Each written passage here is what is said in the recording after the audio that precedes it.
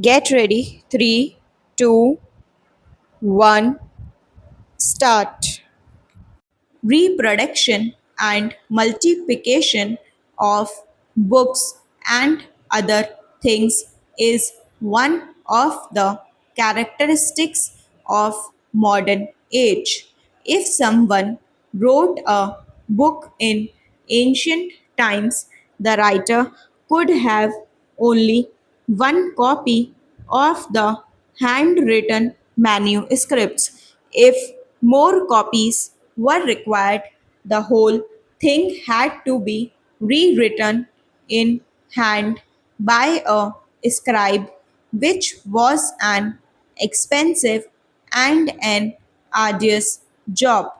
Today, on the other hand, if we want reproductions of a book or a given event, we have at our disposal not only the printing press but a few other scientific devices.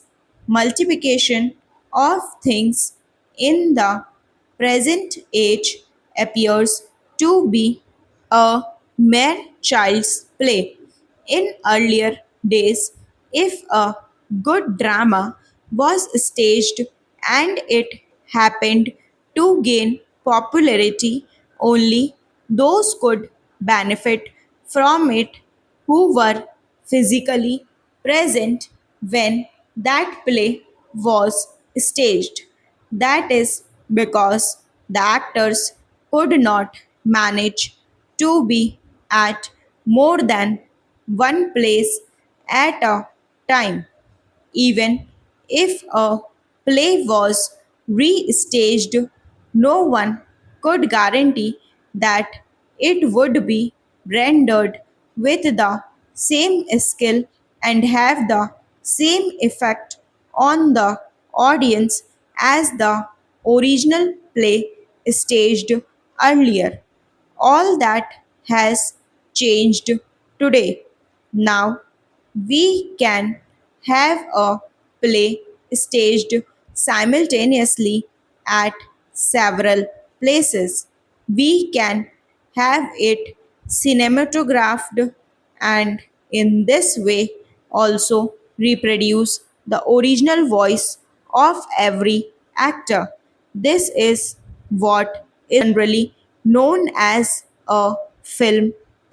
Cinema is a very powerful medium for projecting ideas. It can create excellent effect on the audience if it has well groomed actors, nice dialogues, and conveys a good moral. But it is equally potential in its destructive powers if the characters are immoral, so that their life as portrayed in films tends to degrade rather than raise society. The capacity of the drama to good or evil is limited in the sense that it can influence only those who see it enacted at one place at a time.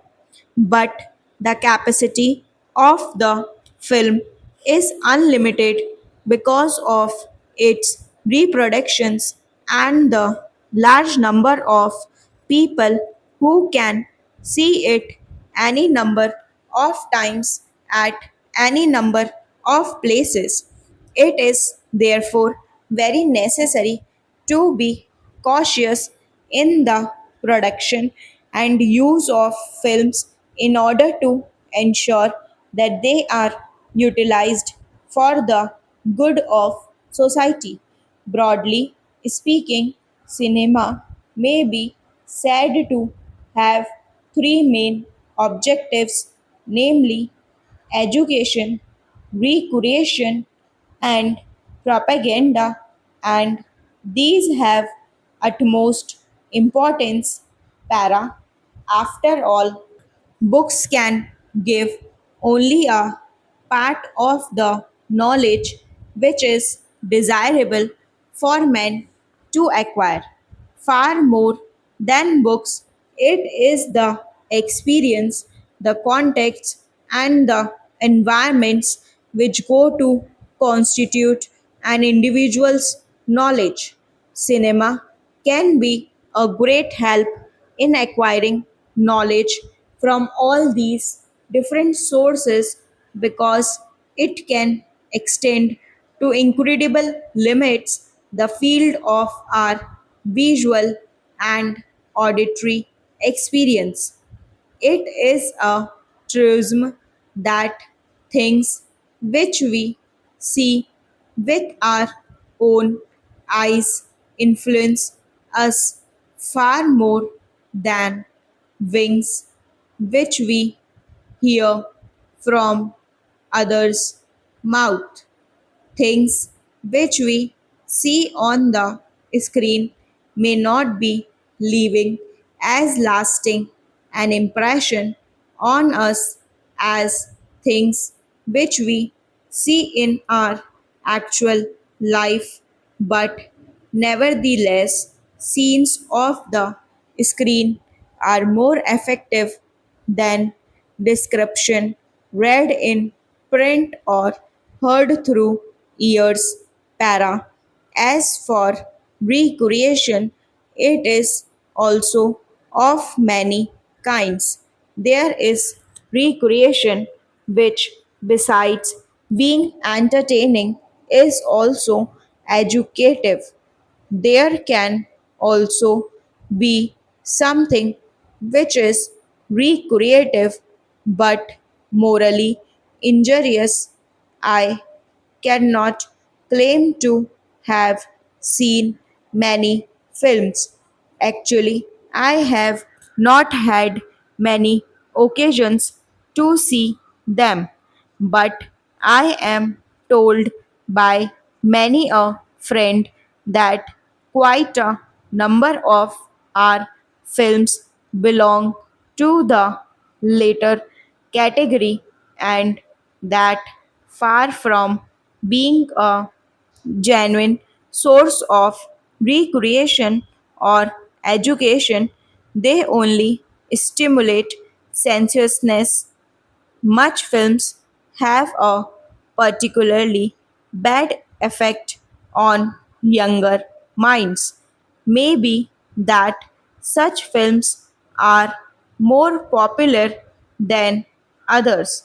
It is also possible that such films may be more paying. It might be said by some that films are produced on a commercial basis and therefore the producers have to produce only what is in demand. It may also be said that the principal function of the cinema is to provide entertainment, in which case producers have to be guided by popular taste.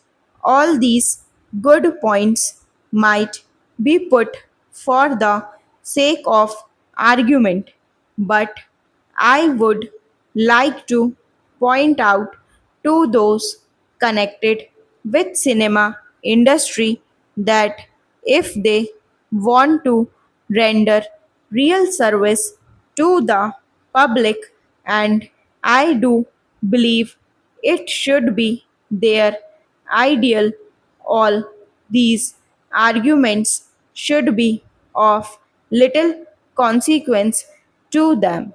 At any rate, these are secondary considerations.